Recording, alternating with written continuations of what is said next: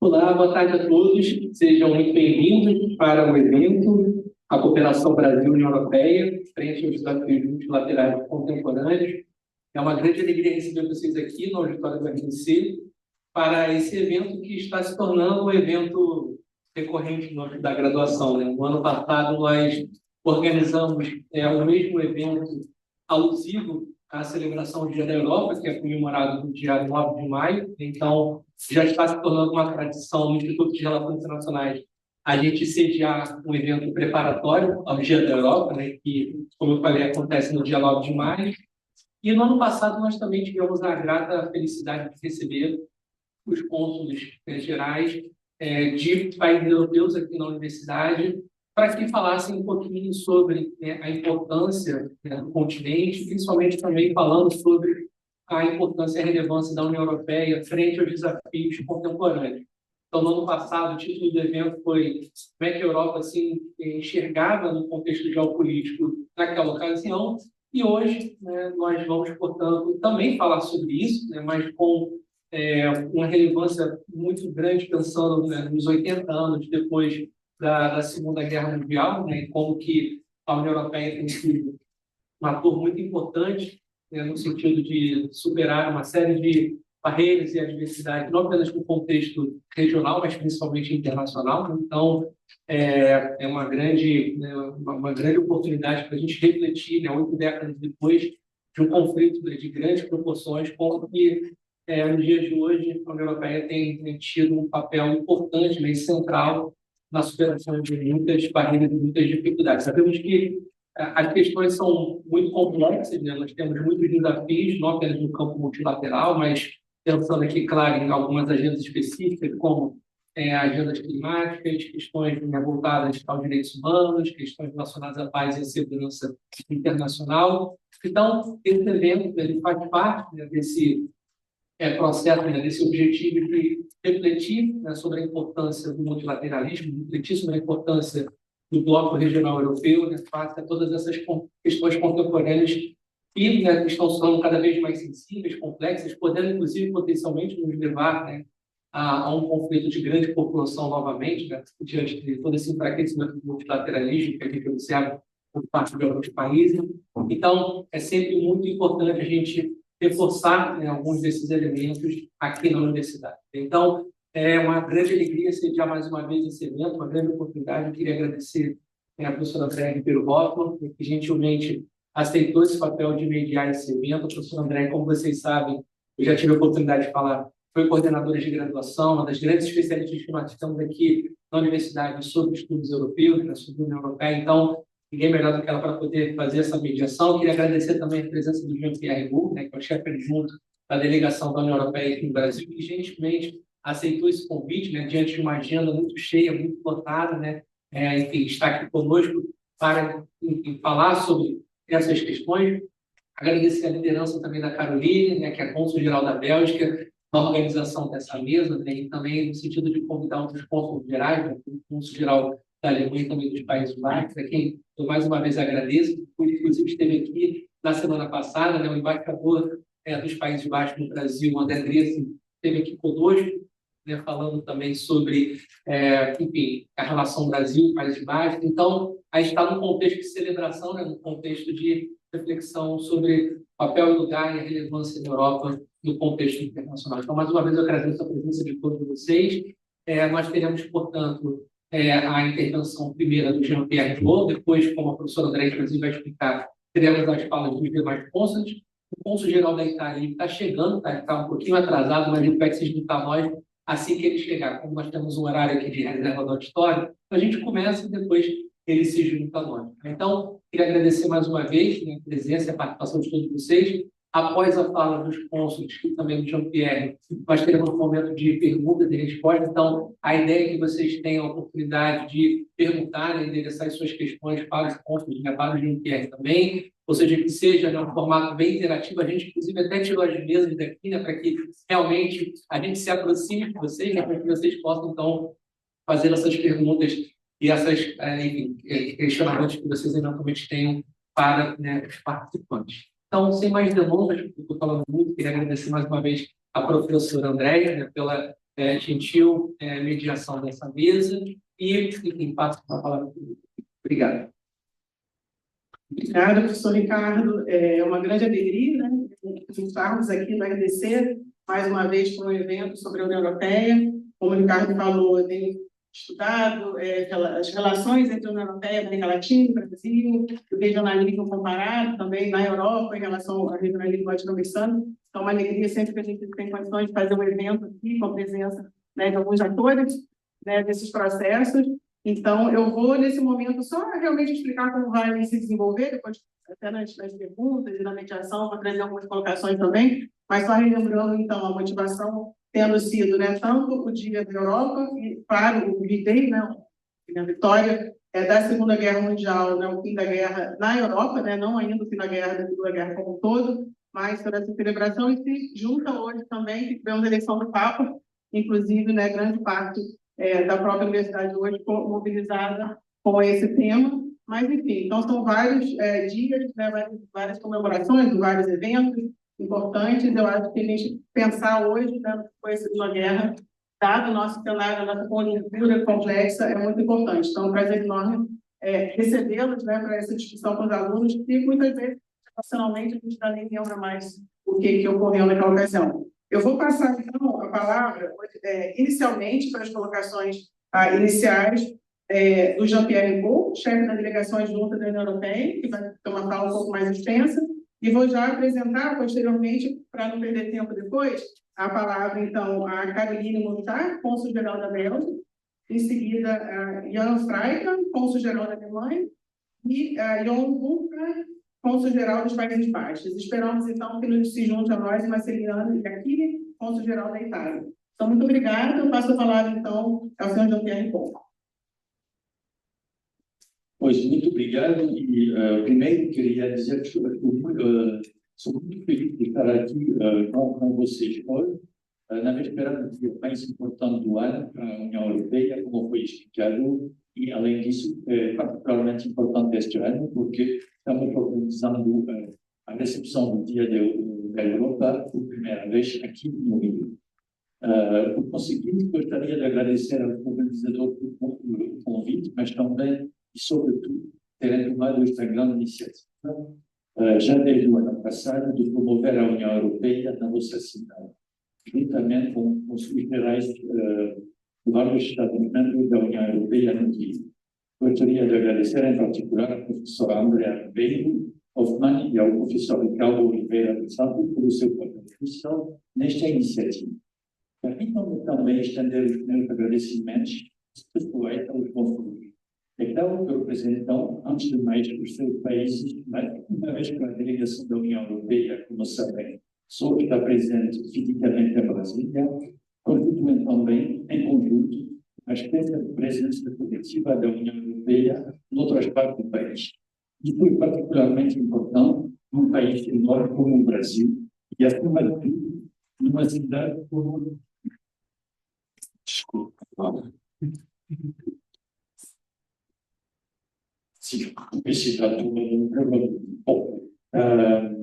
Sim, estava dizendo que nós somos presentes em Brasília, mas estamos trabalhando num país enorme.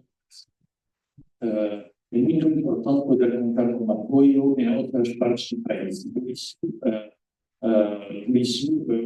os conselhos desempenham um papel muito importante e queria agradecer os conselhos seu esforço para dar uma voz e também à União Europeia, o Rio de Janeiro, para além de todas as suas responsabilidades. Eu sei que a maioria de vocês, nesta audiência, são estudantes, e que muitos de vocês estudam relações internacionais. Alegra-me sempre ver que tantos estudantes de relações internacionais fora da União Europeia tenham um interesse tão grande em estudá-la na sua história e na sua dinâmica. Eu também estudei a União Europeia há bastante tempo, portanto, sei muito bem que pode parecer uma entidade estranha, com uma estrutura institucional bastante complexa. Esta complexidade é reflexo da nossa natureza única, resultando das dimensões supranacionais que estão na base da União Europeia. As nossas regras complexas refletem a necessidade de sermos capazes de agir de forma eficaz, levando em consideração, ao mesmo tempo, os interesses dos Estados-membros que possam encontrar-se em minoria. Afinal de contas, os nossos membros são, como sabemos bem, Estados soberanos. Vou ocupar-lhes uma descrição das várias reformas que levaram progressivamente a União Europeia ao estado institucional em que se encontra hoje, paralelamente às suas sucessivas vagas de alargamento. Para me concentrar nas perguntas que os organizadores me fizeram para esta fala. Como se vê a União Europeia no atual cenário político geopolítico complexo e como podem a União Europeia e o Brasil trabalhar em conjunto para enfrentar os principais desafios do nosso tempo? A agressão unilateral da Rússia contra a Ucrânia em fevereiro de 2022 constituiu um grande choque para a Europa. Muitas pessoas presumiam como certo o período ininterrupto de paz que tínhamos disputado durante mais de 75 anos. Este choque, com algumas sinais de alerta que uma parte de nós optou por ignorar, veio recortar-nos que o valor sobre os quais a União Europeia está basada, paz, liberdade individual e cooperação para enfrentar conjuntamente os desafios comuns, não são universalmente partilhados. Para nós, europeus, a invasão da Rússia contra a Ucrânia tem sido um sinal de alerta. A Ucrânia demonstra todos os dias que quer tornar-se membro de uma família de nações europeias livres, uma família cujos valores partilha com a qual quer compartilhar um futuro. Por esta razão, a União Europeia reconheceu que a Ucrânia é candidata à adesão ao nosso grupo. Afirmamos assim que a Ucrânia tem o direito de escolher o seu próprio futuro, em vez de aceitar o futuro que outros países maiores querem impor. E nós manteremos firmes. Continuaremos a apoiar os esforços da Ucrânia para salvaguardar a sua própria existência como nação independente e seu direito de decidir o seu próprio futuro. Não vacilaremos no nosso compromisso. Às vezes ouvimos, inclusive no Brasil, que a Ucrânia deveria fazer mais concessões para alcançar a paz. Ninguém quer a paz mais do que a Ucrânia e a União Europeia também está empenhada na paz. Diria mesmo que a paz está no nosso DNA, está no centro do processo de integração europeia, como todos vocês sabem. Mas a União Europeia considera que as condições práticas não podem ser impostas à Ucrânia. A paz não é apenas a ausência de conflito armado. O futuro da Ucrânia está em jogo e a Ucrânia está em melhor posição para decidir quais são as concessões aceitáveis e quais não são. A Ucrânia está especialmente bem colocada para avaliar se algumas das concessões sugeridas podem afetar a sua própria existência ou, pelo menos, a sua viabilidade enquanto nação. Que a Rússia mostre o que seria quando diz que procura a paz. O que vimos até agora dá a impressão de que a Rússia procura a capitulação incondicional da Ucrânia. Há muitos exemplos do passado de acordo que só ajudaram o agressor a preparar-se para a próxima fase da agressão, inclusive, naturalmente, na Europa. Por este motivo, a agressão russa contra a Ucrânia é uma questão existencial para a Europa e para a União Europeia em particular.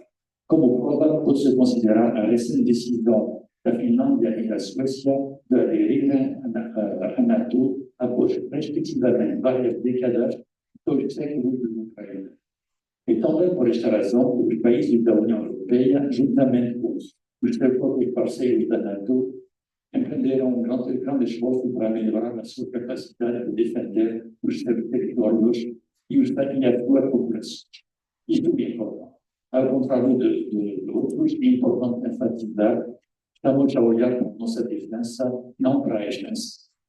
Por outro lado, é evidente que as causas de preocupação hoje não se limitam à guerra na Ucrânia. No Médio Oriente, temos uma solução para o conflito israelo-palestiniano, assente na coexistência de 2 estados, na qual a União Europeia continua profundamente empenhada, está sendo cada vez mais posta em causa. Embora a União Europeia continue a rejeitar com a mesma veemência sempre qualquer forma de terrorismo, estamos completamente preocupados com o facto de que o uso desproporcional da força, a escalada da crise humanitária em Gaza e as alusões que se estão a tornar cada vez mais transparentes a possível transferência de população em grande escala podem nos levar a um ponto de não retorno. Noutros lugares, como no Sudão, assistimos ao agravamento de novos conflitos, transformando hoje em crises humanitárias em grande escala.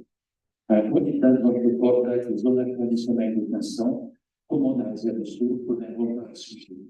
E o risco de proliferação nuclear provavelmente nunca foi tão agudo que atualmente. No modo mais geral, vemos uma tendência por parte do número crescente de países e forças políticas para cultivar as próprias bases em que se baseia a ordem internacional global, tal como a compreendemos. O multilateralismo, o respeito do conceito de conduta internacional comumente aceita, o livre comércio, uma certa forma de solidariedade internacional e, de um modo mais geral, a convicção de que contactos e interações cada vez mais intensos entre países e entre pessoas são geralmente positivos. Por esta razão, não podemos ficar indiferentes quando alguns dos maiores jogadores estão a pôr esta regra porque veem o sistema internacional basicamente como um jogo de somas. A minha mensagem é aqui muito clara. A União Europeia continuará empenhada na ordem mundial baseada em regras agenciadas para contribuir em grande medida. Em consonância com a nossa tradição, continuaremos sempre empenhados no diálogo com a nossa a forma preferida de resolver as diferenças. No entanto, não vamos sucumbir às tentações unilaterais e não nos juntaremos à defesa dos nossos interesses legítimos, quer na área do comércio, quer em outras áreas, quando confrontados com uma ação unilateral. Não renunciaremos ao nosso compromisso de enfrentar ativamente os desafios cruciais com que o mundo se confronta atualmente. A este respeito, a transição ecológica continua a estar no topo da nossa agenda política. Estamos empenhados em ajudar a assegurar que a União Europeia continue a mostrar o caminho a uma neutralidade climática e a uma transição energética global. Com esse objetivo em mente, mencionamos apresentar uma contribuição nacional determinada, ambiciosa, antes da COP. Faremos isso internamente, mas também estamos empenhados em trabalhar com os nossos parceiros para ajudá-los a enfrentar este desafio existencial. Neste momento, gostaria de prestar homenagem aos esforços do Brasil para fazer da COP30 um êxito em um contexto difícil. Como sempre, o Brasil pode contar conosco como um parceiro competitivo que ajuda a alcançar o resultado ambicioso de que todos necessitamos.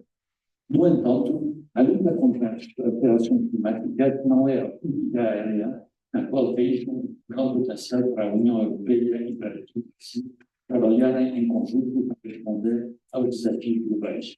O Brasil e a União Europeia partilham os mesmos valores gerais que diz respeito à forma como a sociedade deve ser organizada, com respeito aos direitos humanos, a democracia, o pluralismo e o Estado de Direito, e também a aspiração a uma certa forma de justiça social e a forma como deve interagir esta sociedade na cena internacional, como o multilateralismo, o respeito e também o conhecimento do mérito da cooperação internacional e o compromisso com o princípio da Carta das Nações Unidas.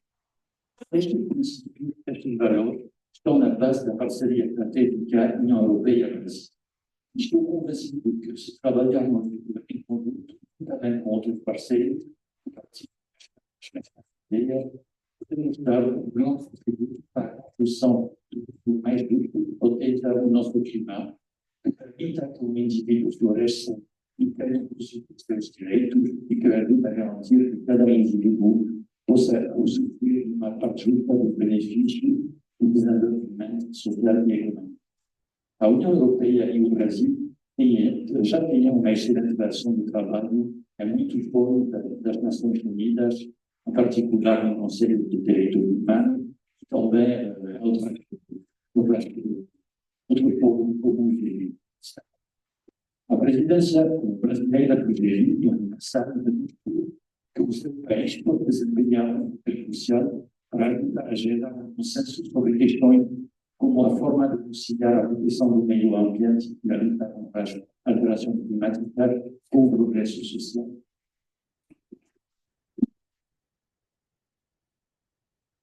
É evidente que o Brasil é também um ator-chave na América Latina e no Caribe, que tem um papel fundamental a desempenhar no avanço da parceria União Europeia, América Latina e Caribe.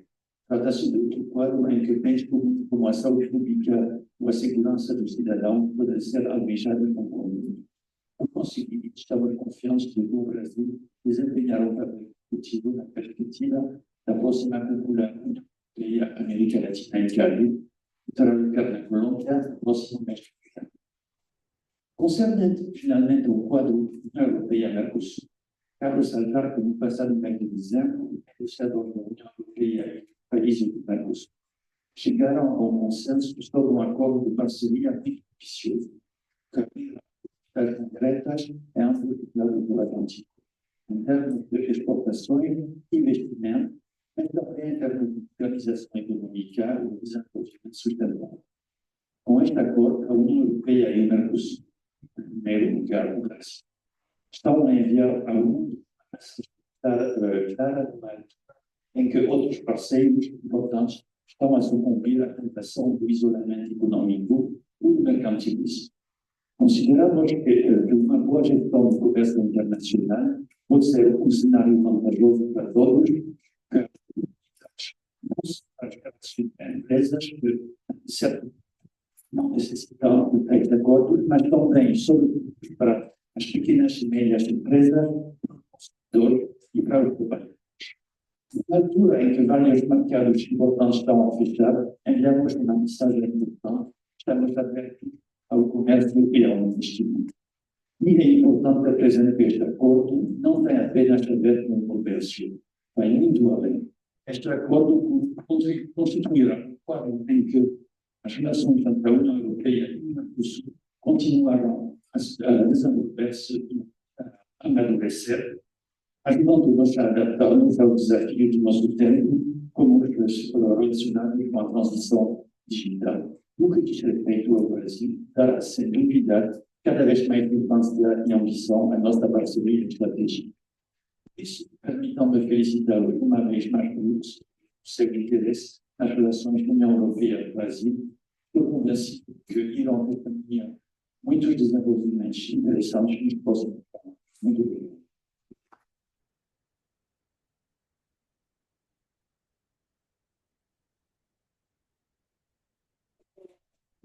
Por favor.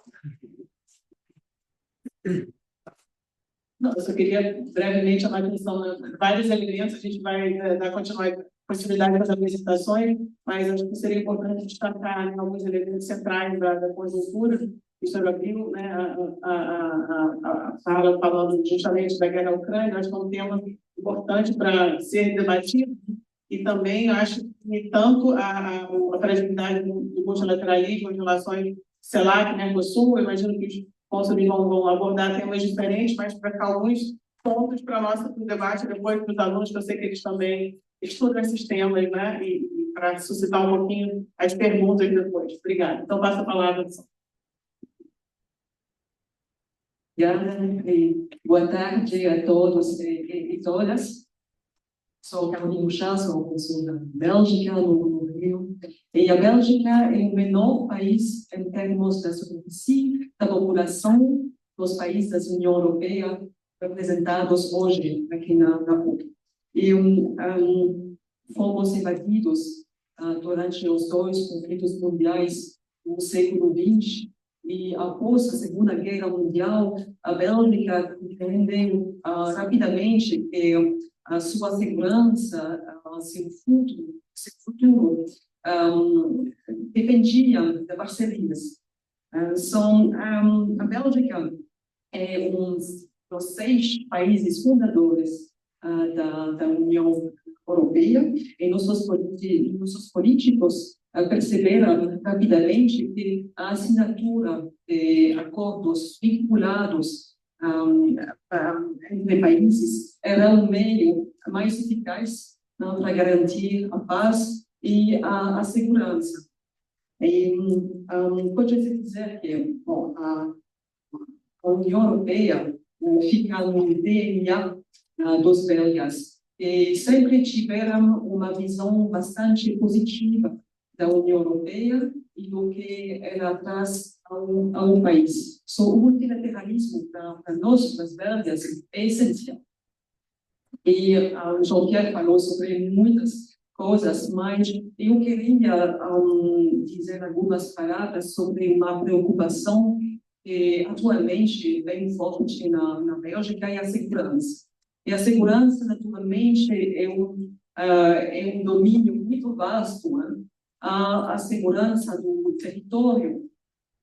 Atualmente, tivemos iniciativas a nível europeu e no nível nacional também, para reforçar nossa defesa, para coordenar melhor nossa política industrial, para coordenar melhor, para reforçar, porque nós temos a agressão russa contra a Ucrânia, porque nós temos essas preocupações no mundo, e a Bélgica faz parte desse processo. Não, vocês sabiam que 16% do comércio entre a Bélgica e o Brasil passam pelo porto de Antwerp-Bruges, que é o segundo maior porto da União Europeia e que é verdadeiramente uma porta de entrada ao mercado europeu. Isso é muito importante proteger a segurança do território e também a segurança de nossas infraestruturas críticas, como portos, como oleodutos. Não temos uma diretiva europeia desde o ano passado que obriga todos os membros da União Europeia a estabelecer um plano nacional para reforçar a segurança dessas infraestruturas críticas como portos, como eu mencionei.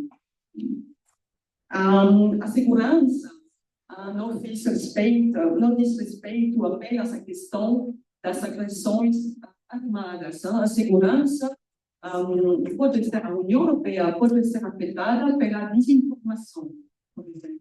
Essa destabilização pode ser orquestrada pelos atores estrangeiros. É importante lutar contra isso. E a União Europeia tem um código de boas práticas para lutar contra essa desinformação. E temos uma lei dos serviços digitais que obriga as grandes plataformas digitais a esclarecer, por exemplo, os seus sistemas de recomendação de conteúdos a seus utilizadores. Então, acho que a desinformação é um tema que nós temos em comum, inclusive a União Europeia, e onde nós podemos trocar experiências e para proteger nossos valores comuns, como a defesa da democracia no Estado. E uma última coisa, a segurança pode ser também lutar em conjunto contra o crime organizado e o tráfico de drogas. É um tema que também bem atual na Bélgica. Eu mencionei o porto de Antwerp-Bruges, que é uma grande porta de entrada para o comércio internacional, mas também uma porta de entrada para as drogas. É um problema que nós temos também na Bélgica e europeia, e temos uma colaboração boa, multilateral, com uma organização como a UNODC, é a Agência das Nações Unidas contra o crime e as drogas, para, por exemplo, para controlar melhor os containers que saem dos portos brasileiros que entram os votos da Bélgica, por exemplo. Temos também na União Europeia programas que visam a reforçar essa colaboração, lutar contra o crime transorganizado, para nossa segurança aqui na América Latina e também na União Europeia. São alguns exemplos sobre a necessidade juntos de falar, de colaborar no domínio da segurança. Vivemos um período difícil, conturbado, mas é uma oportunidade também para um país como a Bélgica, é uma oportunidade para reforçar as parcerias existentes, sobretudo europeias, mas também reforçar outras alianças, como países como o Brasil, com quem compartilhamos muitos valores em comum, como é a defesa da democracia, dos direitos humanos e o multilateralismo. Muito obrigada.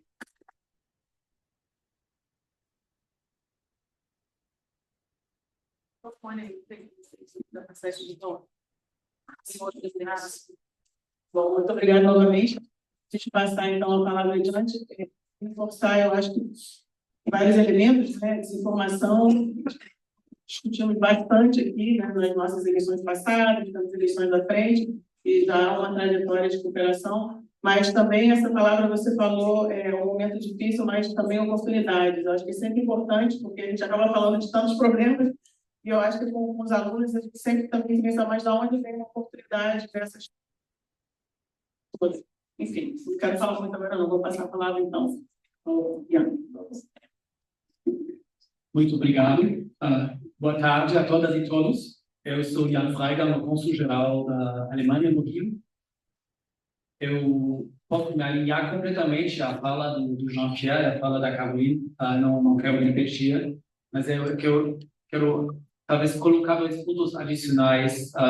Primeiro, tem um novo governo da Alemanha que tomou posse nesta semana e queria falar um pouco sobre a agenda desse governo, do nosso governo alemão, sobre a União Europeia, como organizar a União Europeia num contexto muito desafiador, com a guerra na Ucrânia, com um novo cenário na relação transatlântica também. Então, esse é o primeiro ponto. O segundo ponto mais pessoal, porque eu queria falar sobre a minha própria história na União Europeia, pode servir como um exemplo como a União Europeia funciona hoje como time Europa. Mas, antes de tudo, eu queria, sem falar uma frase, duas frases sobre o dia de hoje, né? 80 anos desde o fim da Segunda Guerra Mundial, dia 8 de maio, 45, foi um dia de libertação para a Alemanha e para a Europa. Essa libertação veio de fora, porque principalmente das Forças Armadas dos Estados Unidos, do Exército Vermelho da ex-União Soviética, porque os alemães, naquela época, não eram capazes de se liberarem do nazismo por si mesmos. E hoje em dia, amanhã, vamos ver, a Rússia também está comemorando esse dia da vitória sobre o nazismo, beleza? Mas precisamos constatar, o Putin estabelece uma equivalência completamente errada entre a libertação da Europa do nazismo e a guerra de agressão brutal e não provocada contra a Ucrânia, que ele apresenta como uma luta contra o suposto fascismo ucraniano. E eu quero deixar claro que isso é uma distorção absurda da história e um insulto de todas as vítimas da Segunda Guerra Mundial.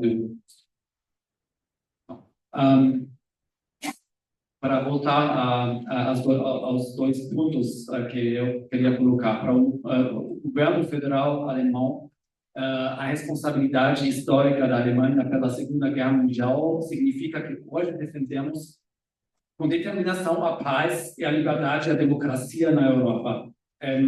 Esse é um momento europeu o governo alemão vai retomar mais protagonismo na União Europeia, junto com os outros parceiros, Estados-membros e das instituições da União Europeia, para fortalecer a capacidade de ação e a soberania estratégica da União Europeia nesse tempo.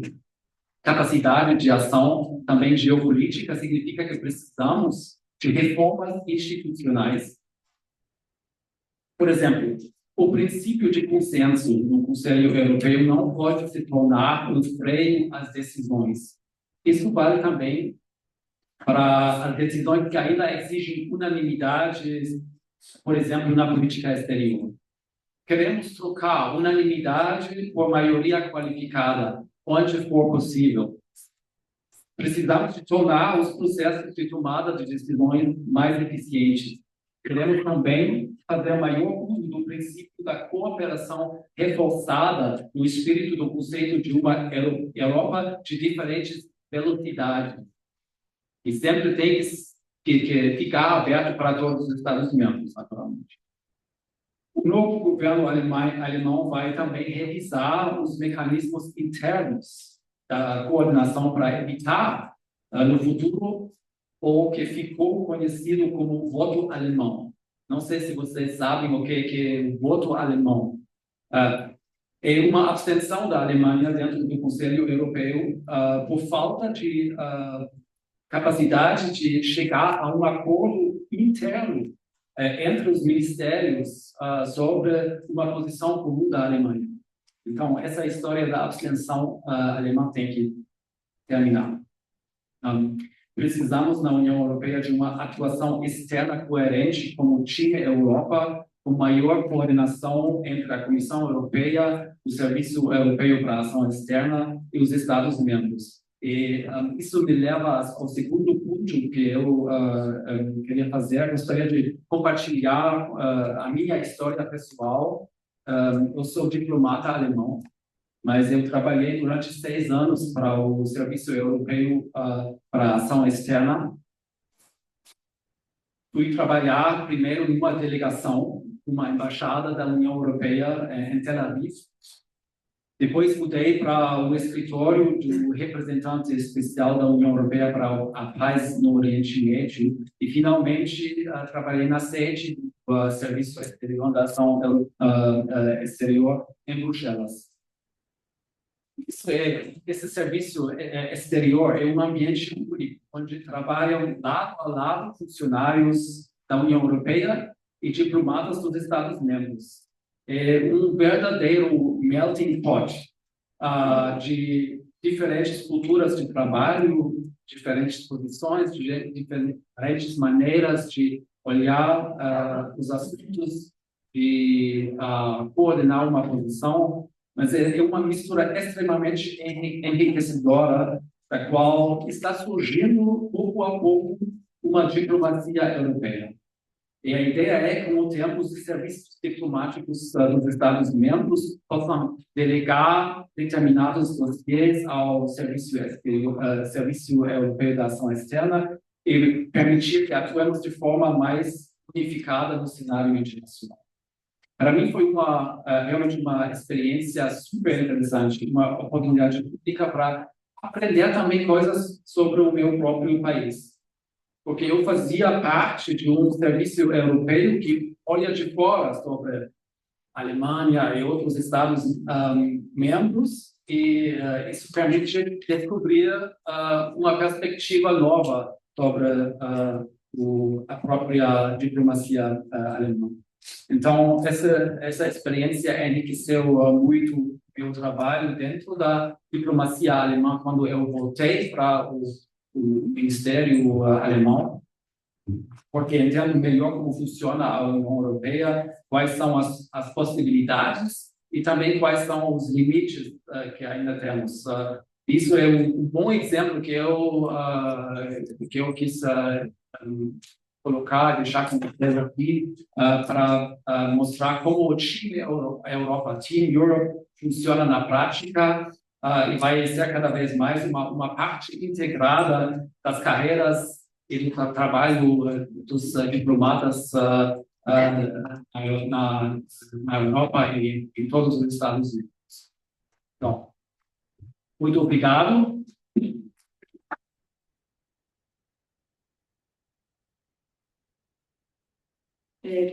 Enfim, mantendo aqui, manter só de dois destaquezinhos um pouco da sua fala, eu acho muito importante, espero que no Q&A, depois das perguntas, a gente fale um pouquinho da questão do Putin na Rússia, porque, bom, não é nenhum segredo, né? O Brasil faz parte do BRICS, eu acho que tem toda uma discussão sobre isso, né? A partir do Sul Global, que era o IPAS, o BASIC, vários grupos de países, onde a Índia e a África do Sul sempre eram presentes, né? Mas o BRICS contém também a Rússia, que não sei se foi ever Sul Global, mas, de qualquer forma, acho que é importante a gente debater isso, né? Acho que tem muito pouca informação, de fato, somando a questão da desinformação, talvez para retomar.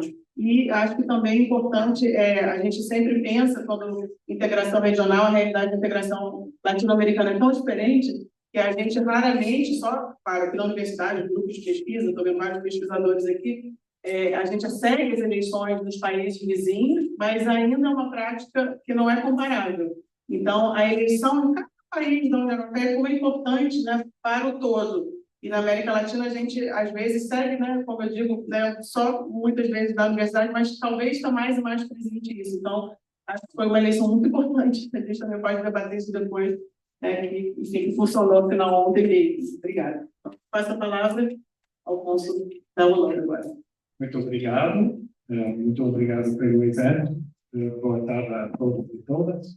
Meu nome é João Bernardo, cônsul-geral do País dos Países Baixos deste título do ano passado.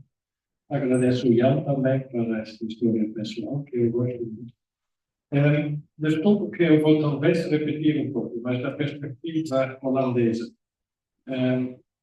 Como já foi mencionado, já faz 80 anos que estamos em quase todos os países da Europa vivendo em paz. Eu acho que sou o mais velho aqui, mas eu também experimentei só paz na minha vida. Mas estes dias de reflexão, no domingo passado, os Países Baixos comemoraram os mortos da guerra. A segunda-feira celebramos os 80 anos de paz. Eu nunca vivi esses horrores, mas o meu pai, sim. Ele foi internado num campo de concentração por ter recusado ir trabalhar na Alemanha. Eu acho que a geração do meu pai e os nossos pais, construíram uma Europa que significa que hoje em dia estamos com uma cooperação muito forte que garanta as nossas liberdades. E agora, Holanda e Alemanha somos grandes amigos, temos uma cooperação muito boa. As nossas relações econômicas são os mais importantes que temos. A nossa experiência, o nosso país, é muito parecido com o que Carolina disse sobre a posição de Bélgica. Países Baixos também foram um dos países fundadores da União Europeia. E hoje em dia, refletimos sobre onde vimos, onde estamos e onde vamos. E já foram mencionadas as preocupações das turbulências geopolíticas, o que passa na Ucrânia. E realmente, de certa forma, preocupa, mas ao mesmo tempo fortalece, porque com a União Europeia estamos mais convencidos de antes que realmente temos que trabalhar juntos para enfrentar esses desafios. Para a Holanda, a União Europeia tem uma significação super importante. Primeiro, como já falei, na área de estabilidade, de liberdade, etc., mas, sobretudo, também de forma econômica. A Holanda é uma economia muito aberta, mas é um país pequeno. Somente podemos viver como vivemos, graças às nossas relações econômicas, ao acesso sem barreiras a todos os parceiros na União Europeia. Então, é super importante para nós. e também ajuda a ter estabilidade econômica e política. Também, claro que contribuímos a todos os recursos da União Europeia, mas também temos muito benefício. Temos acesso a programas financiados pela União Europeia e dá muitas oportunidades de inovação, de trabalhar junto com parceiros de outros países europeus. Então, investimos, mas também beneficiamos muito desta cooperação. E também já foi mencionado os nossos valores, a democracia realmente trabalhar duro para defender os direitos humanos, international law, etc.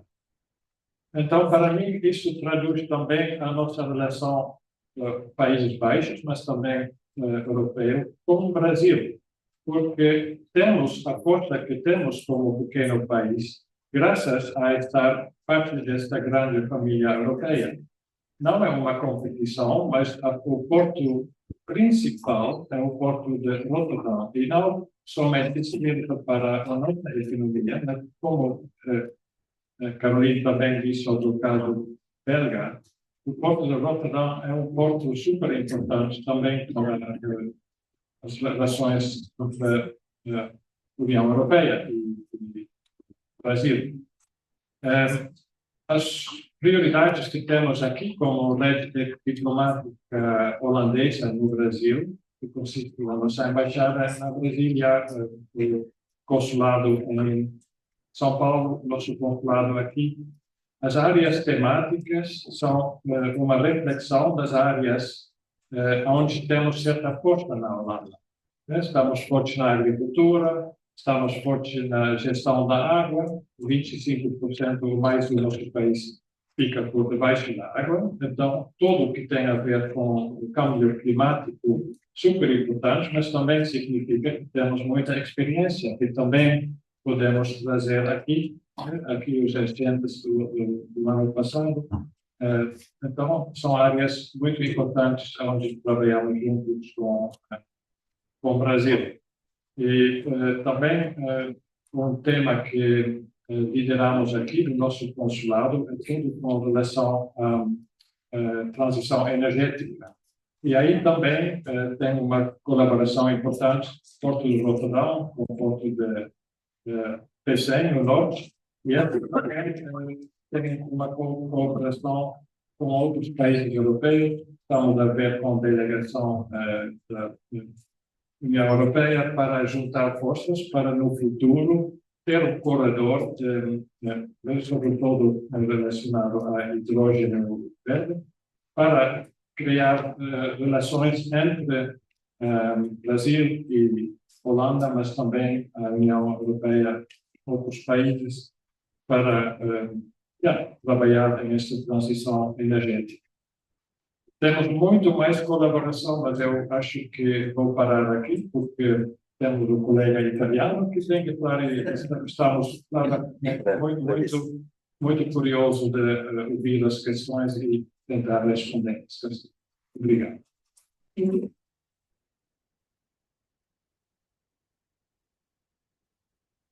Gostaria de destacar, então, dois pontos que a gente tem tratado bastante nas relações com a União Europeia, que é a questão do comércio e da investimentos de transferência de tecnologias e cooperação no âmbito das mudanças climáticas. Eu acho que esses temas são essenciais, né? Claro que a gente tem vários desafios, e esse, como já foi mencionado antes, acho que é onde não há quase divergência, né? Inclusive essa colaboração no âmbito da preparação para a COP está se mostrando bastante, há pontos diferentes, mas há uma grande convergência. Então, eu espero que também tenha contemple aí depois as perguntas. Passamos agora, então, vou só apresentar muito brevemente que se juntou a nós, então, o embaixador da Itália, senhor Massimiliano Sacchi. Ainda não, embaixador. Desculpa. Muito obrigado, professora Andrea Ribeiro Hoffmann, professor Ricardo Oliveira dos Santos, do Instituto de Relações Internacionais de PUC. Também muito obrigado a Carolina, que é a nossa decana também, do Corpo Consular, aqui no Rio de Janeiro, e aos colegas europeus, colegas da delegação da União Europeia em Brasília. Sempre um prazer vir aqui na PUC. Eu vou fazer uma coisa mais pragmática e trickle-down, se fala no bottom. Porque já meus colegas explicaram muito bem a origem, a política, o significado da União Europeia para todos os nossos países. Aqui somos 4 dos 6 países fundadores, não? Falta a França e Luxemburgo.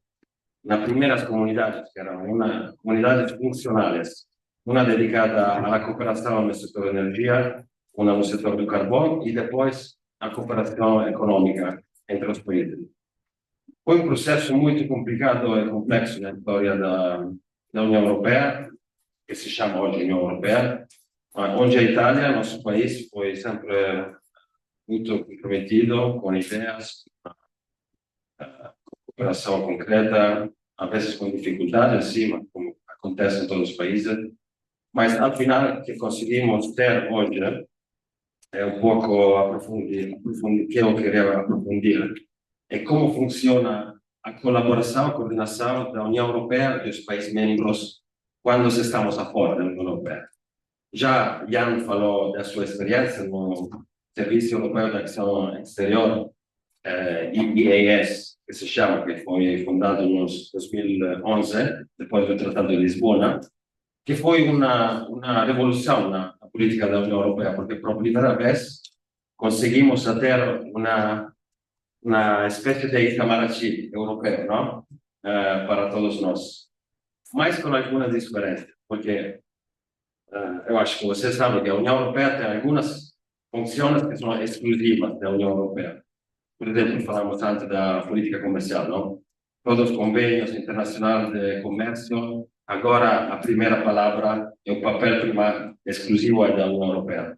Sim, tem consultação entre países membros, cada país vai fortalecer a posição do nosso bloco econômico, mas é uma política da União Europeia de integração. Mas tem outra política, Jana também mencionou, recuperações forçadas. Algumas dessas funcionaram dentro da Europa e se desenvolveram, como por exemplo a moeda comum, o euro. Por exemplo, o espaço Schengen, que é um espaço dentro da Europa onde não tem fronteiras, não tem aduanas, nada. A União Europeia é um bicho um pouco raro, não? Porque se você pensa o Brasil, país da República Federativa, então é mais unido, não, que a União Europeia. Mas tem alguns aspectos onde eu acho, por exemplo, que a União Europeia é mais integrada que o Brasil. Se você pensa, por exemplo, no mandado arrest warrant da polícia, não? Em Europa existe não sei como se chama em português, police warrant. Um mandato de apreender criminosos a nível europeu. Em cada país da União Europeia, o juiz ou o desembarcador pode ordenar à polícia de apreender. Aqui no Brasil, por exemplo, com estados, a segurança pública, que é matéria do Estado, também a justiça do Estado, não é o mesmo, não? Porque se tem um criminoso em São Paulo, e a justiça de Rio está procurando, fica aí, tem que ordenar com o desembarcador aí. Ou, por exemplo, temos na União Europeia um mercado único, interno, que é um verdadeiro mercado interno, não? Às vezes, nos países federais, não está na Canadá, não? Tem no estado com províncias regras diferentes de taxa de venda em alguns produtos e serviços. Aqui, por exemplo, no Brasil, troca muito de estados. Na Europa, na União Europeia, por exemplo, não troca muito. Os valores são mais ou menos o mesmo. Então, como se desempenha a ação da União Europeia e das embaixadas e consulados? O colega da União Europeia, Jean-Pierre, já explicou, ele trabalha na delegação da União Europeia em Brasília. Cada país terceiro tem uma delegação da União Europeia, país importante. Ele tem um papel de coordenar a ação também de Estados membros, que têm embaixadas e consulados. Então, em Brasília, o papel é desempenhado pela delegação da União Europeia em Brasília. Em cidades ou em lugares onde não tem a delegação, as embaixadas consulares do país da União Europeia se coordenam junto. Por exemplo, nós falamos juntos, organizamos a reunião a cada mês e meio, para falar, por exemplo, aqui do que acontece no Rio, quais são as prioridades da promoção, ou de avaliar a segurança, por exemplo, para tomar medidas conjuntas, a vezes, se possível. Ou, em alguns países, por exemplo, tem um tema, como falei, existe um espaço Schengen, nós temos um visa único para entrar na Europa. Então, embaixadas, consulados, junto com a União Europeia, fazem consultação regulares para trocar estatísticas de visa, para fazer uma avaliação de quais são pedidos de visa. Às vezes, tem um fenômeno que se chama visa shopping, que é um cidadão de um país terceiro vai a um consulado europeu, depois vai a outro consulado para ver se ele entrega o visto, porque o primeiro consulado não entregou. E existe isso. Existe, por exemplo, no Egito, eu morava no Egito, uma forma muito interessante que se chama cooperação delegada, Development Aid, cooperação de desenvolvimento. Em alguns países no caminho do desenvolvimento, a União Europeia tem muitas verbas para implementar projetos no setor da agricultura, socioeconômicos, etc. Mas como a União Europeia às vezes não tem a capacidade em alguns países, ela pode delegar um país membro que é muito forte em uma área, por exemplo, na África ou na Ásia, para implementar projetos com financiamento da União Europeia. Essa é uma coisa extraordinária também. Esta é uma coisa onde embaixadas, ou talvez consulados, esses membros são envolvidos. Estes são só alguns elementos para vocês, estudantes, para entender um pouco como funciona na realidade a nossa ação cotidiana e como é o relacionamento com a delegação da União Europeia entre nós, países membros. Desculpa se era um pouco longo.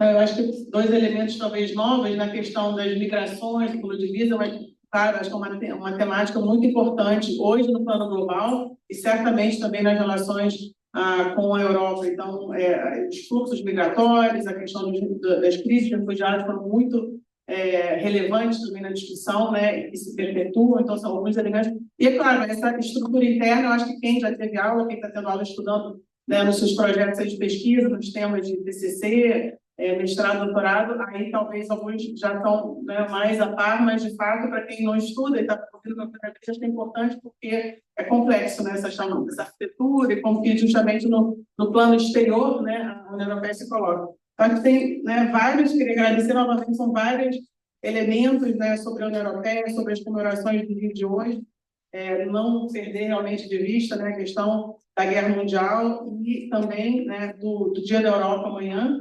E queria então abrir antes, né, para o público, ver se vocês têm perguntas. Não se acanhem, né, está sendo todo ótimo, excelente. Então, como é que está funcionando? Decisão. Então, sim. Idealmente, a gente junta umas 3 perguntas, então, se tiver mais alguém, já levanta a mão que a gente... Ok.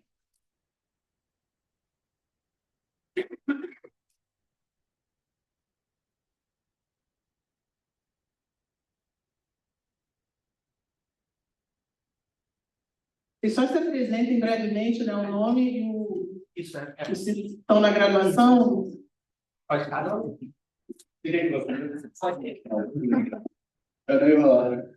Oi, boa tarde, meu nome é Bento, muito obrigado por virem.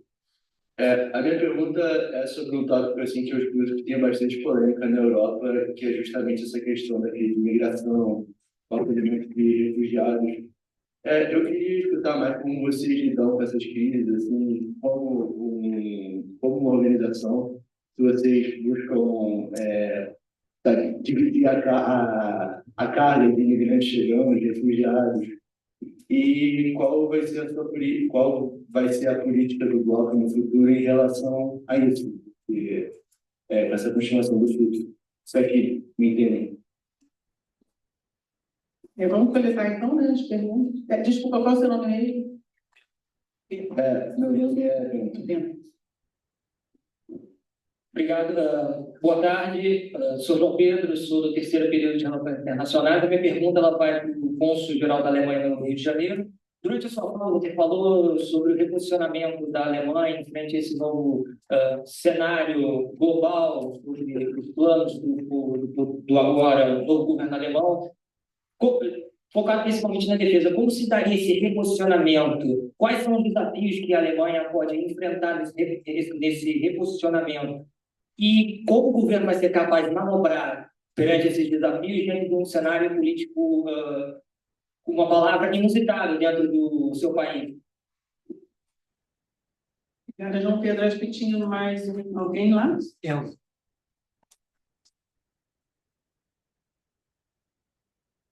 Tá, aqui. Fala. Lá do outro lado.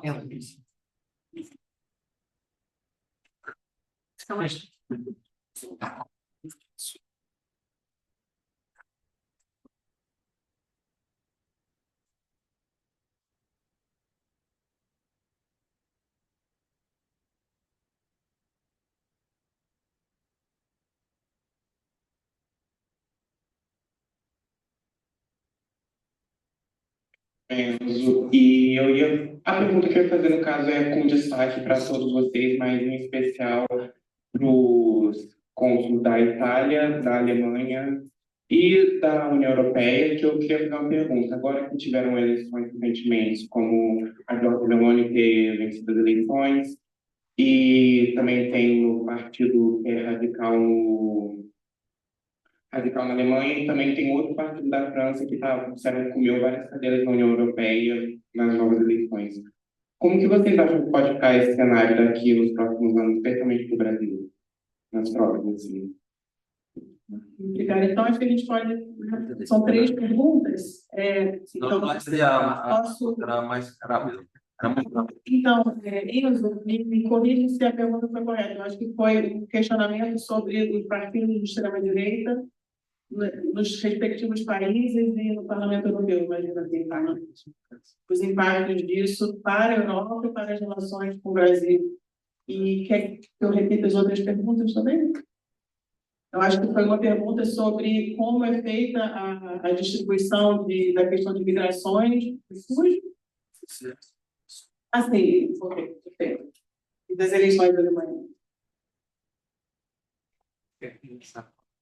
A gente pode fazer cada um na ordem das apresentações, então quem quiser fazer um comentário sobre as 3 perguntas, começando então.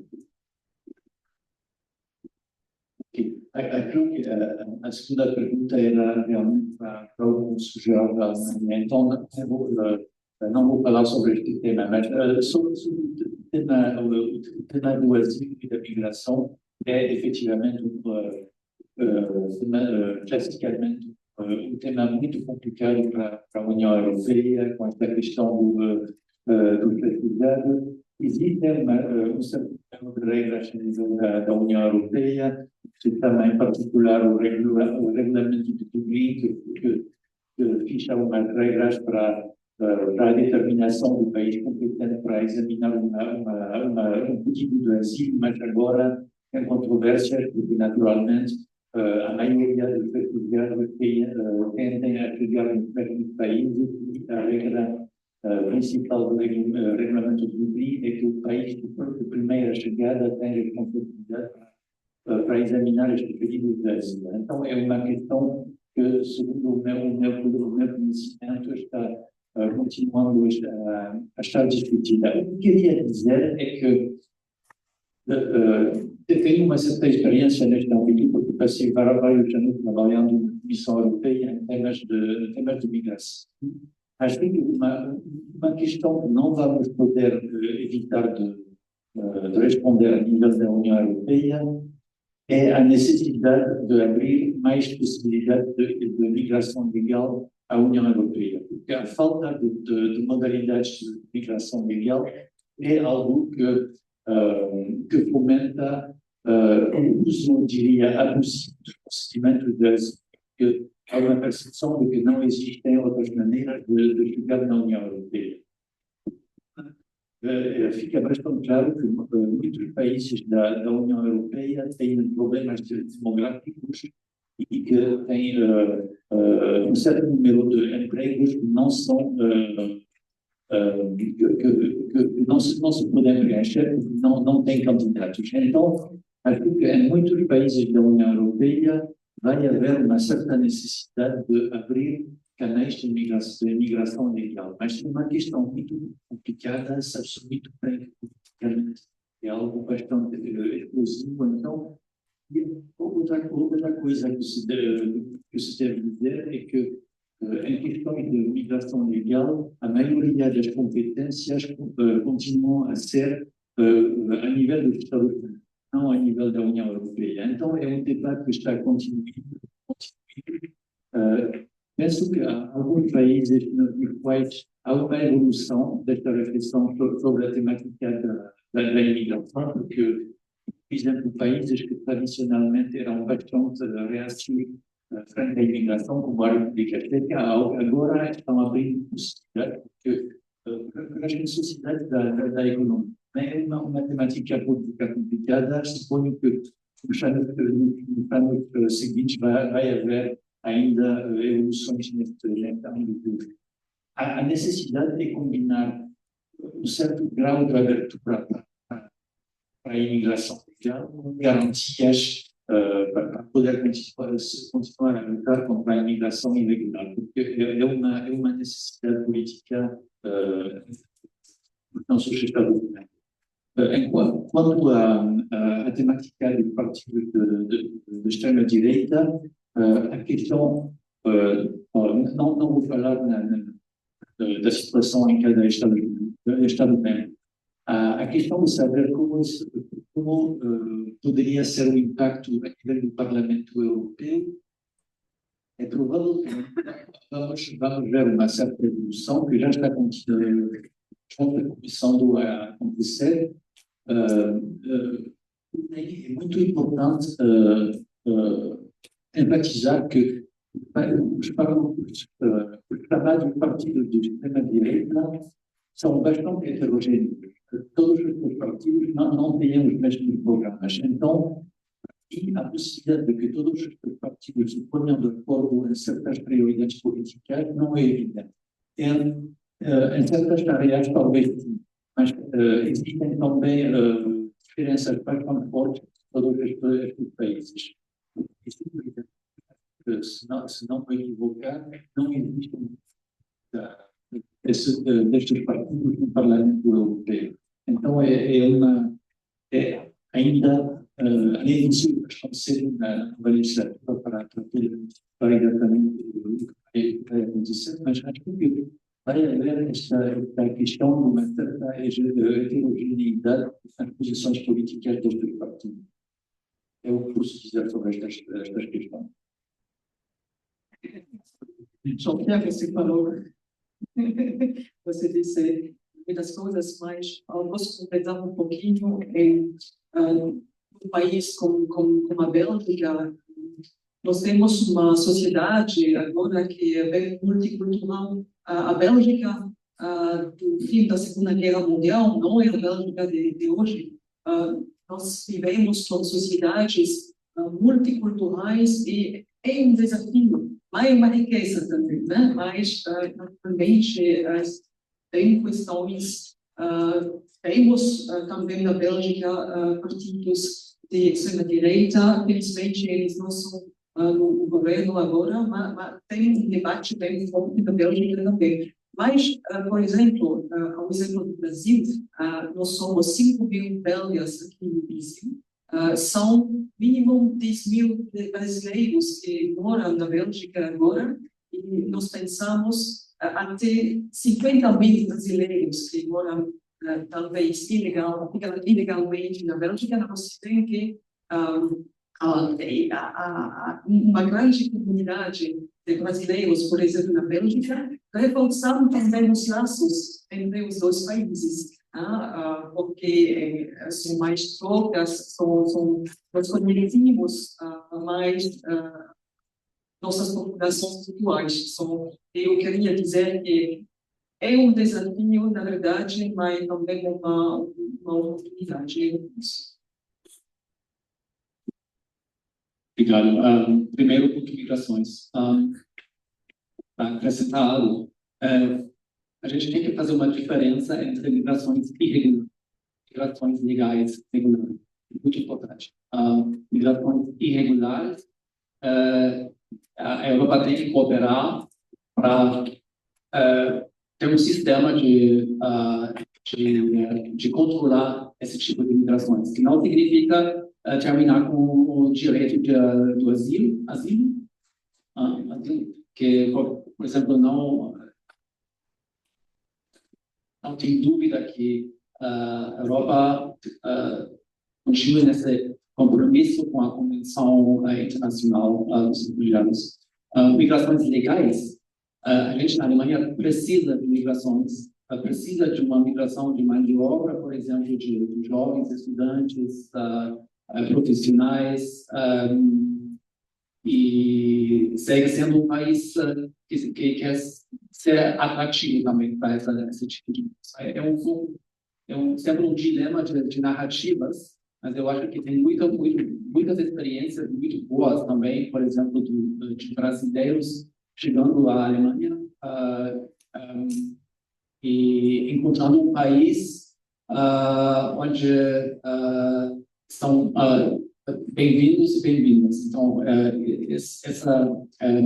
essa política de ficar aberto para esse tipo de migração vai continuar. Sim, reposicionamento. A Alemanha, durante muitos anos, teve uma população muito com espírito muito pacifista. Não queria falar de guerra, não queria falar de armamentos, de defesa. E ficou numa posição confortável porque os Estados Unidos basicamente cuidaram da defesa da Europa. Isso está mudando. E por isso já o governo anterior, o tema de uma Zeitenwende, realmente uma revolução no espírito, na mentalidade. A gente tem que rapidamente modernizar as Forças Armadas e eu quero deixar claro que não é para se preparar para uma guerra, mas para se preparar para que não tenha guerra na Europa. É muito importante que a Europa seja capaz de se defender de maneira autônoma. É um desafio porque durante muitos anos não teve investimento nas Forças Armadas na Alemanha e isso tem que acontecer muito rápido. Uma medida, por exemplo, para mostrar a importância desse assunto foi a isenção do freio das dívidas. Não sei se é a palavra exata em português, mas a Constituição alemã tem uma interdição, uma proibição de se endividar, muito rígido. E agora tem uma isenção para sim se endividar para comprar armamentos, também para fazer mais investimentos na infraestrutura, mas o principal é isso.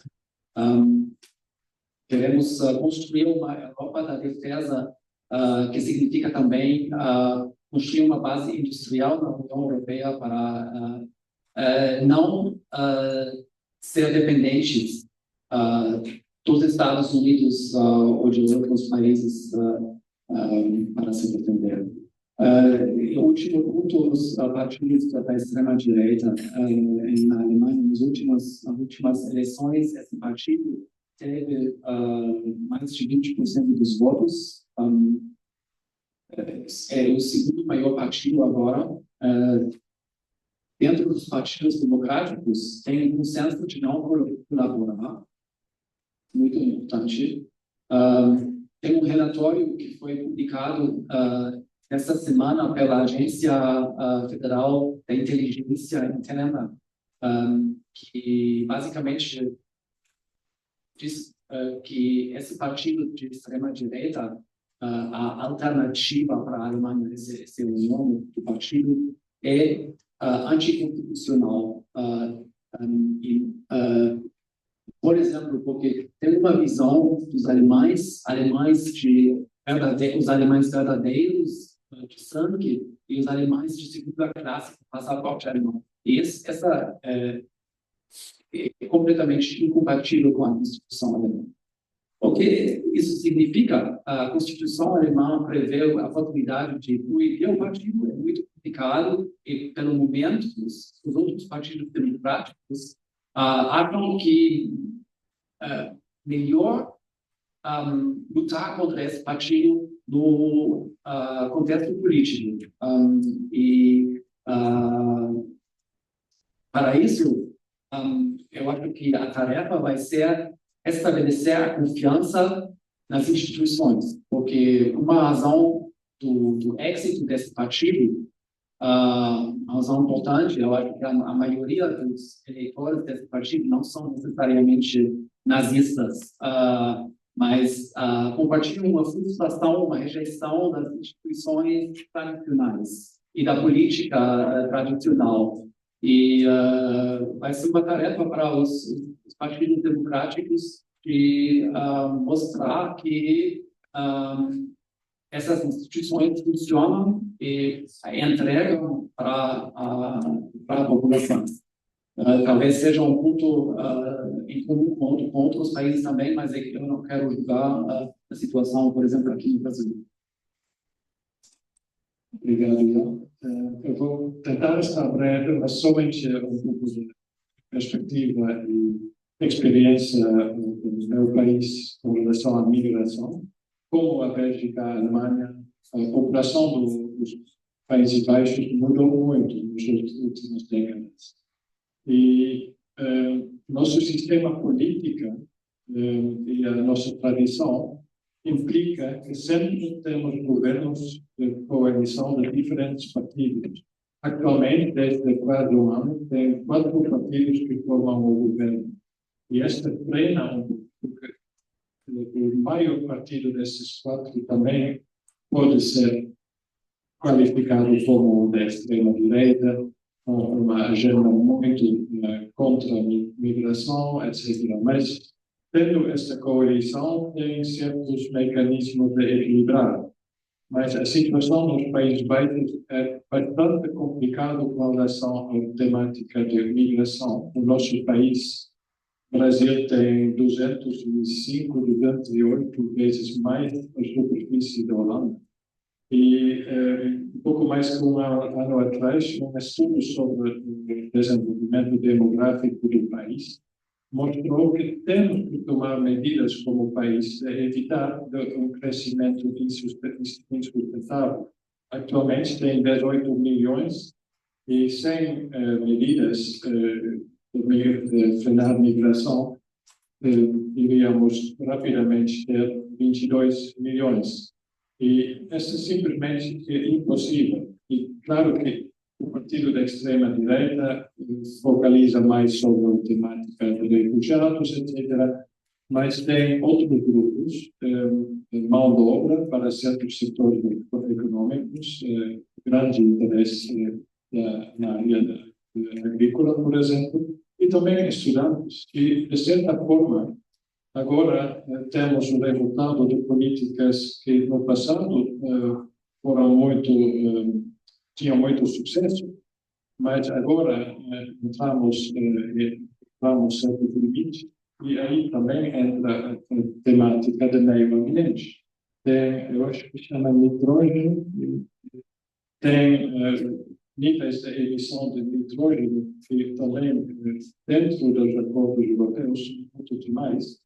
E isso implica que, atualmente, não podemos ter construção de grandes.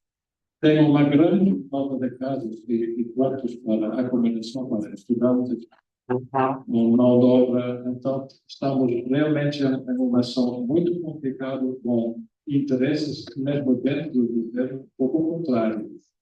Então, é verdade que temos grandes desafios nesta temática. E as soluções ainda não tem. Obrigado. Eu acho que já o assunto foi muito explicado muito bem dos colegas. Por a questão da imigração, eu somente queria acrescentar que uma das prioridades do governo da Itália, imagina, a Itália, a Espanha e a Grécia, no sul da Europa, são as mais com a exposição mais grande à imigração clandestina. Então, é um problema muito grande para nós. Então, nós tentamos também, como país, mas também como União Europeia, de ajudar os países de origem destas pessoas que chegam com barco para encontrar nos seus países perspectivas de trabalho e de ficar nesses países. Não é uma coisa fácil, é uma coisa que demora muitos anos. Mas é verdade também o que falou o colega da União Europeia, que a Itália, por exemplo, é um país que não tem mais mão de obra, não? É pouca, precisa mais. Então, a gente também tem, gradualmente, cada ano, abre mais oportunidades de visa de trabalho para alguns países. Não muito, seria melhor, eu acho, aumentar este fluxo para diminuir a ameaça, não prevenir a ameaça de imigração clandestina, mas não é fácil, não é fácil. É um problema muito complexo da imigração irregular dentro da União Europeia. Sobre o tema dos partidos da direita, extrema direita, eu queria especificar que na Itália o partido ao governo, que não é de agora, a Giorgia Meloni foi eleita em 2022, então já há 3 anos. Seu partido pertence à direita, não à direita extrema. É já um partido que trabalha no parlamento dos anos 2000, ao começo de 2000, e já fica, diciamo, com uma reputação democrática bastante aceitada dentro do sistema italiano. Sì, è un partito conservador, claro, tem algumas ideias, uma política, mas eu não consideraria o partido que governa na Itália agora dentro da coalição como um partido da extrema-direita. Obrigado.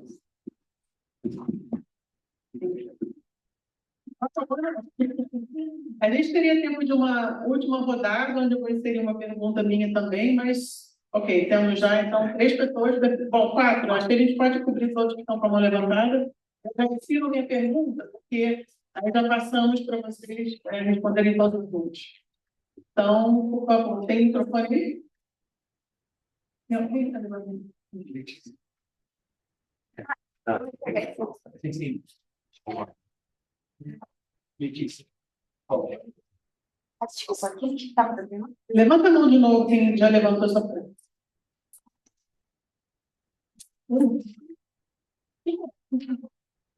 Já posso falar? Boa tarde, Antônio. Meu nome é Eva. Eu queria perguntar o seguinte: qual a visão europeia hoje em dia sobre o BRICS em si? Porque a gente é um tema bem delicado, etc. Vocês conversam sobre esse tema com parceiro aqui ou é tema meio tabu? E outra pergunta também bem interessante, diante da data que a gente está comemorando, qual é o que os brasileiros conseguem aprender com a história da Europa, Segunda Guerra Mundial, e o que a gente, europeus, consegue aprender com um povo que nunca viveu guerra nessa escala, guerra mundial? Eu acho que isso é uma grande diferença entre os povos, o povo europeu como em si, e o povo brasileiro, que cada um com seus desafios, mas com totalmente outra história. Então, são 2 perguntas, desculpa. Obrigada.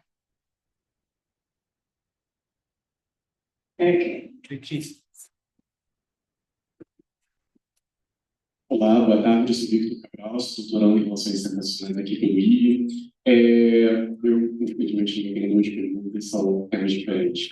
A primeira é, eu imagino que os senhores já têm respondido muitas vezes sobre o acordo, o possível acordo de comércio entre o Brasil e a União Europeia. Nesse mandato de Trump, a gente tem visto muitos tarifários, aumento de tarifas e, de certa forma, constrangimentos com parceiros estratégicos e geopolíticos como a União Europeia. Queria saber se, na percepção de vocês, com esse novo mandato, com essas novas tarifas que vão em oposição a princípios liberados pela União Europeia durante décadas, se é possível um fortalecimento dessas negociações com o Brasil ou com o Mercosul, nesse possível roteiro de comércio. E a segunda pergunta em relação à educação, já que nós estamos numa universidade. A gente sabe que, por exemplo, a Alemanha tem um serviço de educação muito conhecido que leva bolsas, produz bolsas para levar pessoas para a Alemanha estudarem. Queria saber se, nos países que os senhores representam, se também existe essa possibilidade de aumentar os recursos de educação e se, a nível de União Europeia, há uma possibilidade de expansão do programa Erasmus para mais estudantes latino-americanos poderem ter acesso ao sistema educacional europeu. Obrigado. Do lado de cá. Jason. Muito boa tarde. Eu sou o Jason, doutorando em Relações Internacionais aqui da PUC. Eu gostaria de perguntar para vocês o seguinte: levando em consideração as dinâmicas dos Estados a nível internacional dentro do mercado internacional atualmente com essas taxas elevadas, como é que vocês avaliam essa relação de comércio entre o Brasil e a União Europeia? E uma outra questão direto a Jean-Pierre, não é, que tratou sobre a questão da guerra entre a Rússia e a Ucrânia, não é? Eu gostaria de saber qual é o papel, não é, que a União Europeia tem desempenhado face à resolução desse conflito entre a Rússia e a Ucrânia. Obrigado.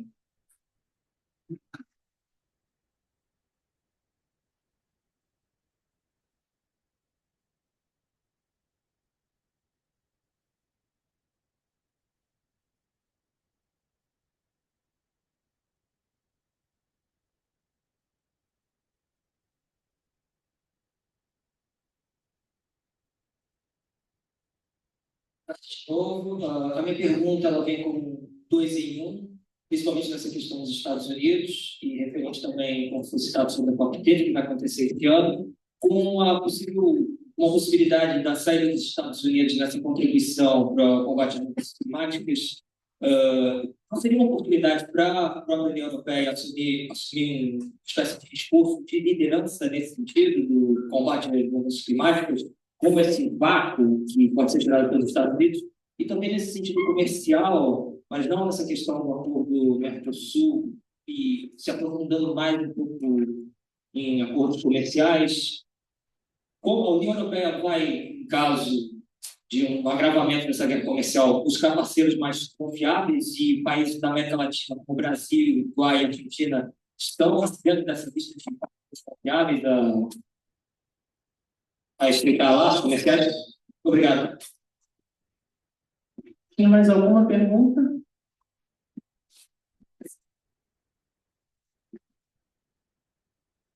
Já falaram sobre o acordo, sobre a Europeia, de maneira muito simples, se está otimista ou pessimista esse acordo entra em vigor até o final do ano.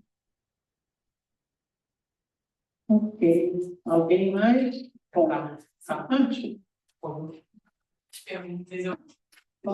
Fica à vontade.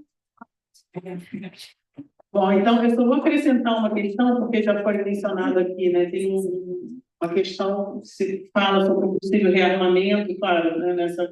Sobretudo no contexto do governo atual dos Estados Unidos.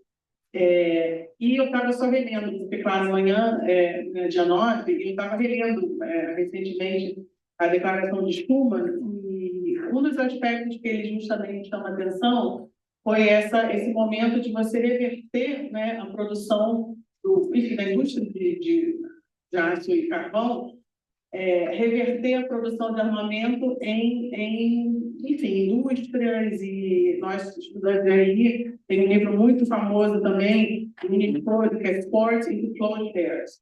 Esse foi um momento no pós-guerra, após a criação da União Europeia, das comissões europeias, que era um momento reverso.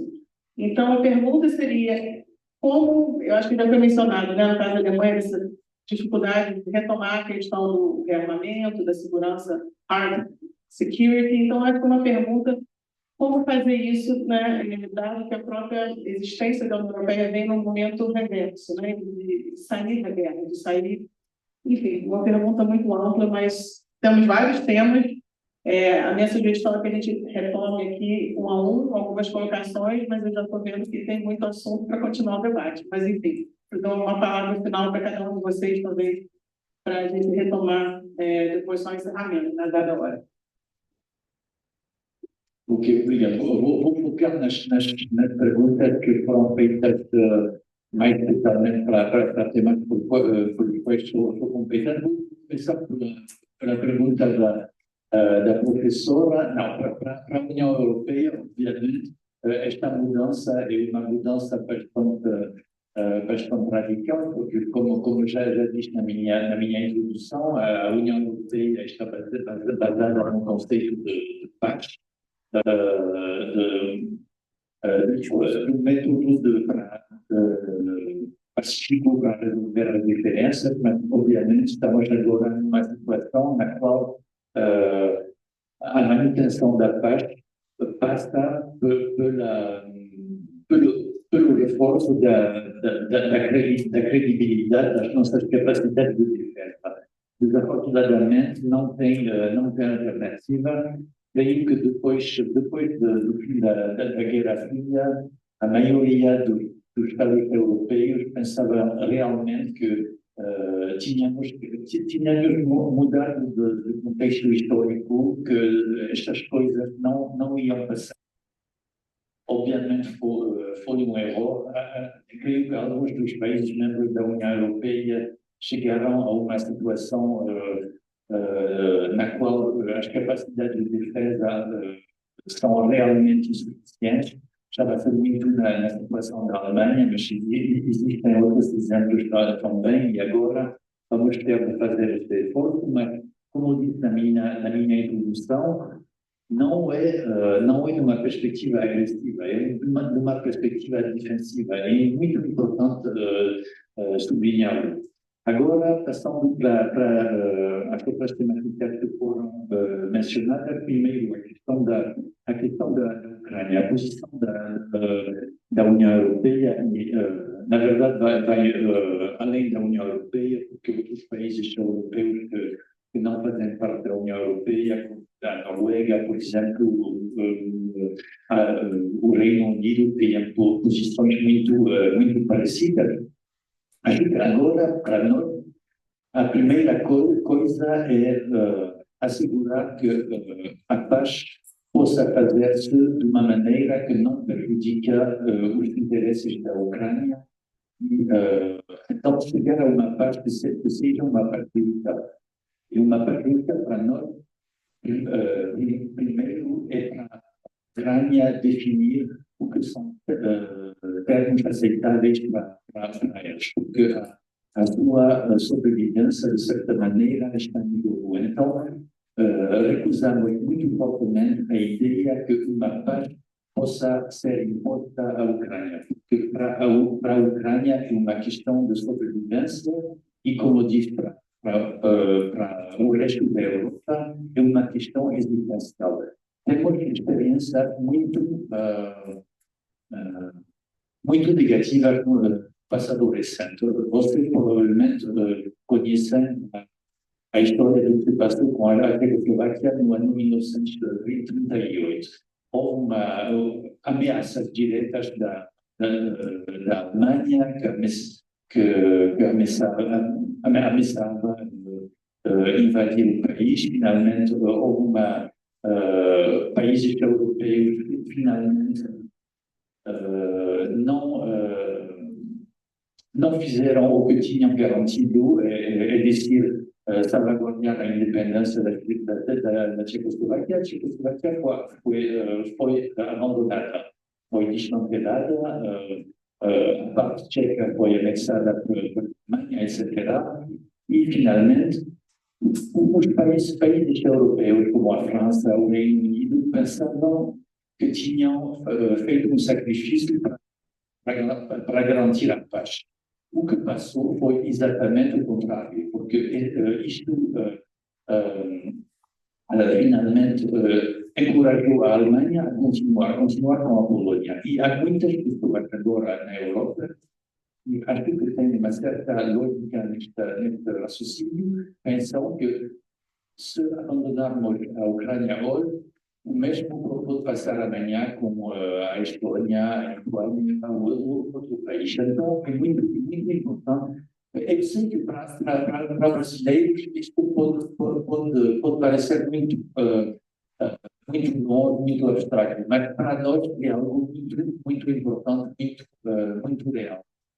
O Brasil tem a sorte de viver num continente no qual não houve guerra importante desde a Guerra do Paraguai, que aliás foi bastante violenta, de mais de 140 anos. Mas vivemos numa situação muito diferente. Gostaríamos de ter continuado na mesma situação que prevalecia desde a Segunda Guerra Mundial, mas infelizmente não é a situação atual. Agora, queria passar ao tema do acordo entre a União Europeia e o Mercosul. Como vemos as relações comerciais entre os países do Mercosul, em particular o Brasil e a União Europeia? Pois diria primeiro que a União Europeia continua a ser um parceiro comercial muito importante para o Brasil. Somos, no nosso conjunto, o segundo parceiro comercial do Brasil, e em termos de investimento, somos a primeira fonte de investimento estrangeiro no Brasil. Tem empresas europeias que estão no Brasil desde há mais de um século. Por exemplo, a empresa Ericsson, que é espanhola, está no Brasil desde há mais de um século. Então, uma presença muito antiga, muito forte, mas também muitos investimentos recentes. Pensando que com este novo acordo, esta situação pode melhorar ainda mais. Ainda tem muitas possibilidades, muitas oportunidades de investimento para empresas europeias no Brasil. No outro sentido, também tem oportunidades de investimento para empreendimentos brasileiros na Europa. Já temos empresas, por exemplo, como a Embraer, que tem presença forte na União Europeia, e algo que pode reforçar-se. Este acordo para nós vai abrir oportunidades muito importantes. Eu sei que tem um certo nível de receio em ambos. Estou convencido de que as oportunidades estão muito mais importantes do que os riscos ou as ameaças. No meu país, às vezes, as coisas não ficam muito claras, mas não dão a menor dúvida. Não? O que poderia dizer sobre este tema? Já estou vendo se estou esquecendo algo importante, mas acho que não. Ok. Obrigada. Vou começar com a questão que a senhora perguntou sobre nós temos histórias diferentes e o que os brasileiros podem aprender da Europa no final da Segunda Guerra Mundial. Você tem razão, nós temos histórias diferentes. Dentro da União Europeia, temos também histórias recentes, diferentes, mas, por exemplo, eu vou dar o exemplo da Ucrânia, da guerra da agressão, quando nós ouvimos que o Brasil mantém uma neutralidade Nós sabemos que a Bélgica, eu disse isso na minha introdução, país pequeno, foi invadido muitas vezes.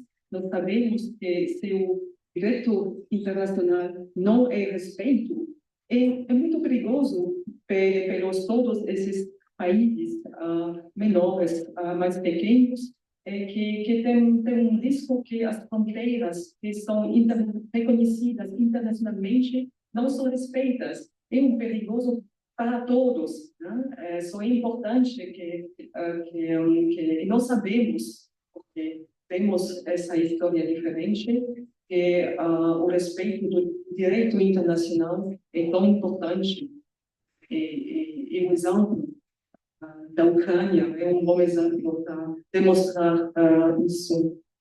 Sobre o acordo e o Mercosul, eu não vou falar muito porque a Bélgica ainda não tomou uma decisão bem definida, mas eu queria dizer que hoje, sem acordo e o Mercosul, o Brasil e a União Europeia são grandes parceiras e o primeiro investidor estrangeiro aqui no Brasil e o segundo parceiro comercial do Brasil. Isso é muito importante, eu não sei se é sempre bem conhecido, mas somos grandes parceiros comerciais, sem acordo, e vamos ver como se desenvolveu.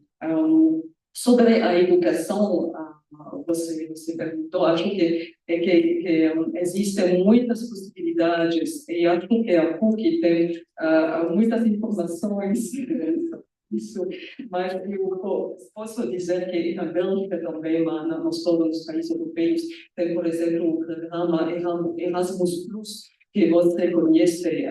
Nós temos, por exemplo, 2 estudantes belgas que estudam agora na PUC, só tem muitos intercâmbios, e acho que é um programa excelente da União Europeia. Eu queria dizer que dentro da União Europeia, o programa Erasmus foi um programa que ajudou muito sobre a compreensão mutual, porque os estudantes começaram a viajar, estudar dentro da União Europeia, foi um passo importante para a construção europeia. E hoje o programa se expandiu, os brasileiros podem participar, e acho que é uma grande oportunidade. Obrigada.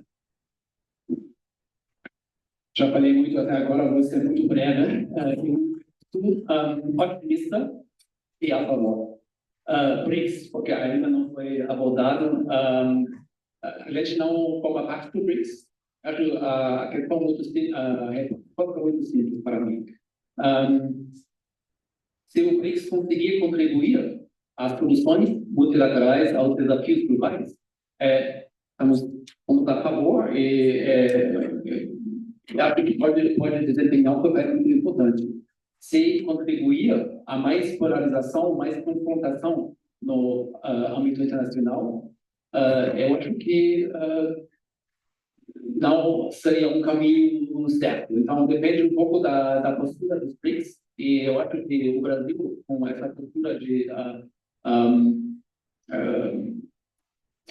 sempre procurar um caminho de construtivo e evitar mais confrontação, mais polarização, é uma postura certa e acho muito positiva dentro dos BRICS. BRICS é um grupo heterogêneo, obviamente, acho que com alguns países do BRICS, a gente na União Europeia tem mais diferença, mas entendemos que obviamente legítimo buscar fóruns, plataformas multilaterais nesse sistema multilateral global de hoje, onde a gente compartilha o principal, que é o sistema multilateral precisa de uma reforma, porque ainda tem essa estrutura da pós-Segunda Guerra Mundial e o mundo muito, e obviamente o sistema multilateral tem que mudar também. Bom, eu penso que já não tenho nada a acrescentar, somente como informação que influenciado pelos cambios dos últimos meses no sistema internacional comercial, eu acho que a opinião dentro dos países baixos, e sobretudo no Parlamento, sobre o acordo entre a União Europeia e Mercosul, está cambiando, porque tinha uma posição bastante crítica, mas nos últimos debates, claramente, já tem mais partidos que dizem que é um aliado muito importante, visto que perdemos outro aliado. E, bom, vamos ver, ainda não tem posição definida, mas claro que os cambios no, como já disse, o sistema internacional influenciam também as nossas posições.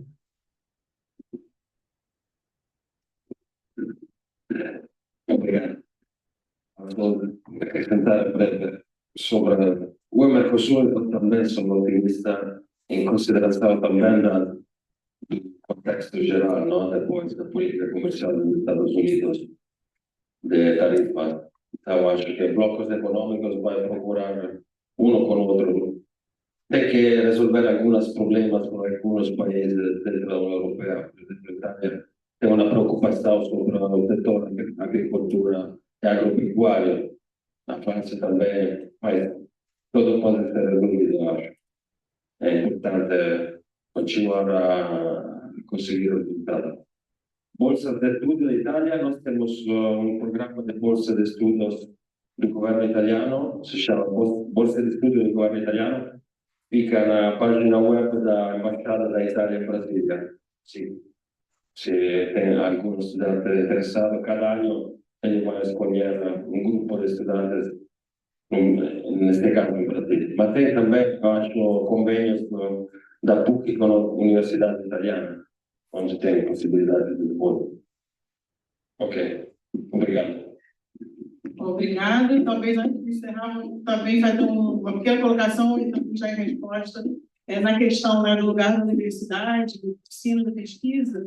Nós, aqui na universidade, temos um valor central também da organização. Então, existe uma central de intercâmbio que promove acordos de parceria com universidades diretas, inclusive nós, professores e pesquisadores, muitas vezes trazemos a universidade, depois disso efetuado pela central. Temos também vários, no âmbito de intercâmbio de graduação, mestrado, doutorado, e no caso específica, eu sei que alguns sabem, né, mas vou reenfatizar também, eu e outras pessoas, que algumas não estão mais aqui, mas somos pesquisadores no âmbito de uma Jean Monnet Network, uma, inclusive, que acabou, bom, uma encerrou já, e uma que está se iniciando, a gente, inclusive, por essa semana, acabou recentemente de ser aprovado, então a gente vai estar, inclusive, fazendo o call for assistance, né? Uma chamada, né? Um edital para assistência de pesquisa, então a gente isso vai divulgar, inclusive, amplamente, e já no site do IRI vocês podem ver esses projetos anteriores, para quem não conhece. Então, acho que temos, né, uma chamada rede, não é agora, já não, acho que foi embora, mas tem uma chamada rede da Monnet do Brasil, né, que são, enfim, várias instituições em vários estados, em geral, fazemos reuniões anuais, isso, enfim, tem até no próprio site do IRI, né, então os alunos interessados, a gente sabe, né, que eles procuram, mas eu acho que onde a gente pode fazer mais ainda é divulgar isso tudo. E a gente faz muito de distância, mas sempre fica essa questão de alcançar. Então, acho que eventos como esse são perfeitos, porque é sempre melhor do que só o professor falar, quando a gente traz realmente, como eu digo, as pessoas que estão atuando. Então, eu espero que vocês tenham, né, aprendido mais sobre o europeia, sobre as questões, são dilemas complexos, mas é por isso mesmo que vocês estão aqui. Então, queria agradecer mais uma vez, vou passar para fechar aqui o Ricardo, mas já mais uma vez convidando novamente para eventos futuros ao longo do ano. Certo? Bom, muito obrigado, né? Queria agradecer mais uma vez a delegação da União Europeia aqui do Brasil, aos consulados da Bélgica, da Alemanha, dos Países Baixos, da Itália, pela gentil participação nesse evento, que, como eu disse, está se tornando recorrente e, enfim, já faz parte do calendário oficial da universidade, e assim a gente espera que continue sendo para os próximos anos. Não tenho dúvida de que o evento foi muito importante, muito enriquecedor para os que aqui estavam presentes. Queria fazer menção aqui especial ao pessoal do Museu Intercolegial de Relações Internacionais, que é o IRI, que é o modelo diplomático pioneiro no Brasil, no Rio de Janeiro, ele surge com a primeira turma de graduação em Relações Internacionais. Então, anualmente, esses alunos eles simulam os modelos diplomáticos. Inclusive, durante muitos anos, a União Europeia foi um parceiro estratégico muito importante para o Mirim, e a gente gostaria muito, inclusive, de retomar essa parceria. Nós estamos aqui membros do secretariado, e também alunos que estiveram recentemente na Europa. Como alguns sabem, nós criamos uma rede global em que os alunos estão fazendo programas de imersão acadêmica em várias partes do mundo. Então, no ano passado, eles estiveram na China, agora estiveram na Europa, toda a coordenação do professor Carlos Frederico, inclusive em contato com alguns de vocês. Então, os alunos visitaram a Bélgica, visitaram a Holanda e também a França, né, conhecendo aí o universo das organizações multilaterais e mantendo acesa, né, viva essa chama do multilateralismo, né, da cooperação, da integração, que a gente entende que é o único caminho para a gente superar essas adversidades, essas dificuldades que a gente tem enfrentado atualmente, né, de retração da democracia, do Estado Democrático de Direito, e, enfim, várias outras agências. Então, como a professora André falou, né, essa oportunidade aqui é muito enriquecedora, a gente não tem dúvida disso. Agradece mais uma vez a presença de vocês, mas também do público, né, da audiência. A gente sabe que alguns alunos tiveram que sair um pouquinho mais cedo, só de alguns compromissos acadêmicos, estão em semana de avaliações. Então, queria agradecer muito a presença, a participação de vocês, o engajamento, e a gente espera, né, que no ano que vem a gente esteja aqui novamente na RDC, celebrando o Dia da Europa com todos vocês. Muito obrigado mais uma vez por tudo.